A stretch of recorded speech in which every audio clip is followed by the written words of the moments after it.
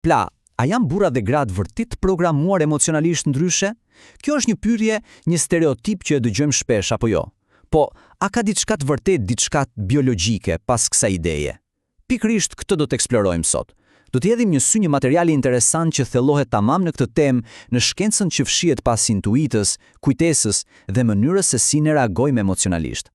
Edhe ja ku kemi një citat nga autorja e materialit që po analizojmë, që sinqerisht e kap thelbin në mënyrë perfekte. Ajo thot: "Burri im tha se nuk na duhi një kapitull i veçantë për emocionet. Unë nuk e kuptoja se si mund ta shkruaja këtë libër pa një të tillë.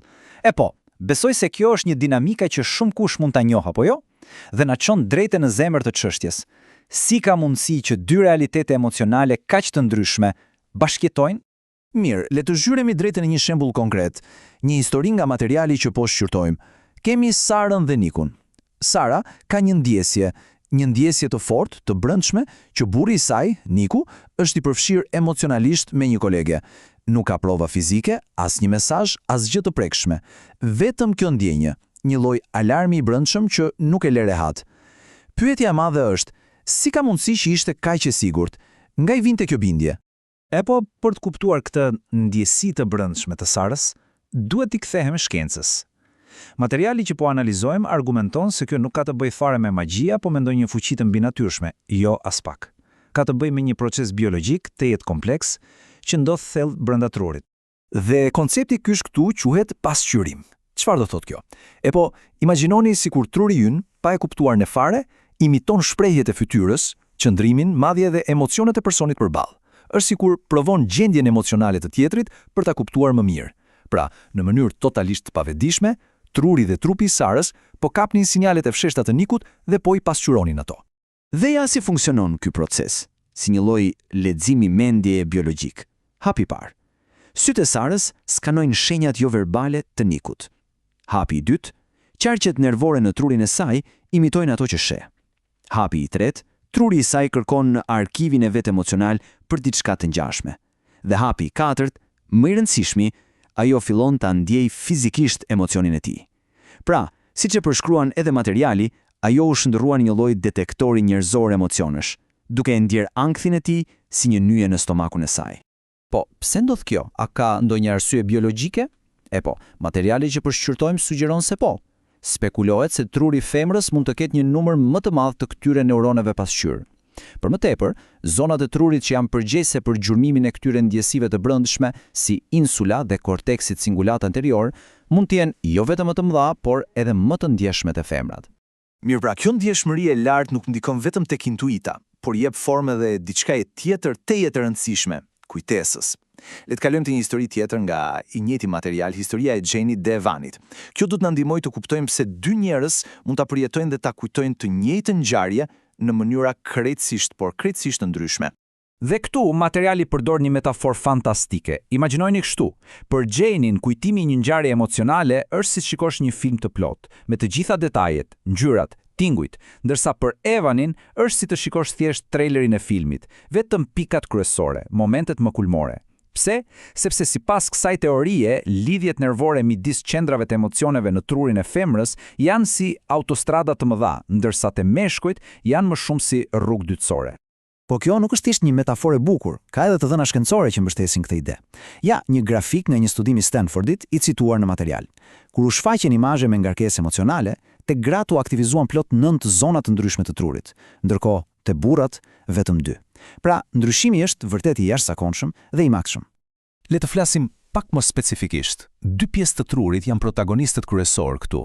Amigdala, që mund ta mendoni si porton e emocioneve, dhe hipokampusi, që është si magazina ku ruhen detajet. E po, sipas materialit, te femrat amigdala aktivizohet shumë më lehtë dhe hipokampusi është relativisht më i madh. Ky kombinim krijon kujtime emocionale jashtëzakonisht të gjalla dhe të detajuara. Dhe ja ku kthehemi te Jenny dhe Evani. Kjo është arsyeja pse ajo e mban mend propozimin e martesës, fjalë për fjalë, ndërsa ai mezi kujton pikat kryesore.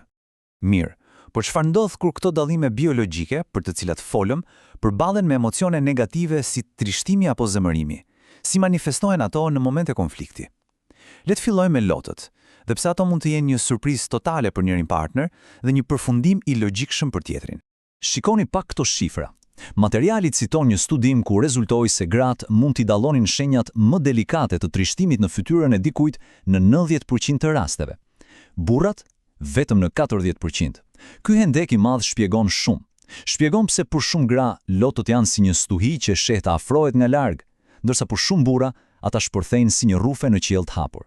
Dhe kjo na çon te një citat shumë i rëndësishëm nga materiali: truri i mashkullit regjistron pa fuqinë përballë dhimbjes, dhe një moment i tillë mund të jetë jashtëzakonisht i vështirë për tu toleruar. Domethënë, kur Evan i tërhiqej kur Jenny qante, nuk ishte se nuk e donte. Përkundrazi, sipas kësaj teorie, truri i tij regjistronte dhimbjen e saj, po ndjehej plotësisht i pafuqishëm për ta zgjidhur, dhe ky siklet i thellë e bënte të largohej. E njëjta gjë vlen edhe për zemërimin, përpunohet ndryshe. Materiali e përshkruan rrugën e zemërimit të mashkulli si shumë të drejtpërdrejtë. Amigdala, e cila theksohet se është më e madhe dhe e ndikuar nga testosteroni, çon direkt në veprim. Tek femra, rruga është më e tërthortë. Sinjali i zemërimit kalon fillimisht nga korteksi paraballor, që është më i madh, duke futur një fazë reflektimi dhe duke krijuar një lloj neverie instinktive ndaj konfliktit të hapur. Pra, çfarë do të thotë kjo në praktik? Sipas teorisë së paraqitur, truri e një gruaje shpesh do ta përtyp zemërimin, do ta analizoj, do ta mbaj brenda. Pse? Nga frika se shpërthimi mund të rrezikojë marrëdhënien. Mendohet se kjo mund të jetë një mekanizëm mbrojtës evolucionar. Ndërkohë, truri i një burri thuhet se është më i programuar për një reagim të shpejtë dhe drejtpërdrejtë. Mirë, tani që e kemi parë të gjitha këto, është shumë e rëndësishme të theksojmë diçka. Qëllimi këtu nuk është të gjejmë se kush e ka fajin, apo cila mënyrë është më e mirë. Absolutisht jo. Ideja kryesore është të pranojmë se mund të kemi të bëjmë me dy sisteme operative biologjike të ndryshme, që krijojnë dy realitete emocionale po aq të ndryshme. Dhe ky kuptim ka pasoja shumë reale, madje edhe klinike. Një statistikë tronditës që thekson materiali është kjo: në të gjitha kulturat, gratë kanë pothuajse 2 herë më shumë gjasa të vuajnë nga depresioni dhe ankthi. Kjo, sipas burimit, lidhet drejtpërdrejt me atë ndjeshmëri më të lartë biologjike ndaj frikës, stresit dhe sigurisht me ndikimet e forta hormonale. Pra, le t'i përmbledhim shpejt pikat kryesore të kësaj pikpamjeje. Së pari, intuita nuk është magji, por lidhet me sistemin e pasyrimit të trurit. Së dyti, kujtimet emocionale mund të ruhen me nivele krejtësisht të ndryshme detajesh, filmi kundrejt trailerit. Së treti, emocionet negative si trishtimi dhe zemërimi mund të ndjekin rrugë nervore të ndryshme. Dhe pika më e rëndësishme nga të gjitha, këto nuk janë të meta personaliteti. Janë thjesht sisteme operative biologjike të ndryshme. Në fund të fundit, të kuptuarit e këtyre dallimeve të mundshme nuk është një justifikim për keqkuptime apo për sjellje të këqija. Përkundrazi, është një ftesë për një komunikim më të mirë, më empatik. Dhe kjo na lë me një pyetje shumë të rëndësishme për të cilën ja vlen të mendohemi. Duke e ditur që truri ynë mund të operojë në kanale të ndryshme emocionale, si e ndryshon kjo totalisht bisedën?